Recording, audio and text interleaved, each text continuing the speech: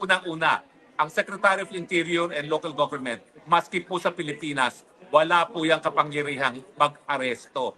Ang pag-aaresto ay nasa kamay lamang ng mga alagad ng batas. Yan po ang PNP at yan po ang National Bureau of Investigation. Pati po ang Armed Forces of the Philippines, wala po yung karapatan mag-aresto kung hindi ang aarestuhin ay mga military personnel. Yan po ay gawain ng military police. So kung sa Pilipinas, walang kapangyarihan ang isang Secretary of Interior and Local Government na mag-aresto, paano pa kaya sa ibang bansa?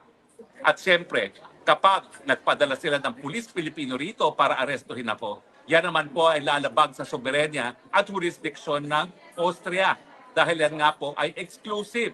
Hindi po pwede ang mga dayuhang pulis gumagampa ng kanilang katungkulan sa labas ng Pilipinas.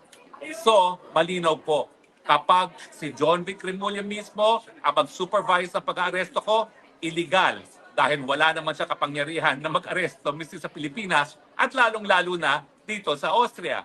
Pangalawa, kung mga pulis Pilipino ang aaresto sa akin, illegal. Yan po ay paglabag sa soberenya at jurisdiksyon ng Austria.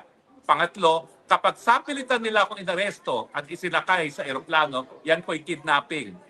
So aking libreng legal advice kay Secretary Remulla, kung ayaw mong ikaw ang mapahuli ko, huwag mo kong arestuhin dito sa Austria.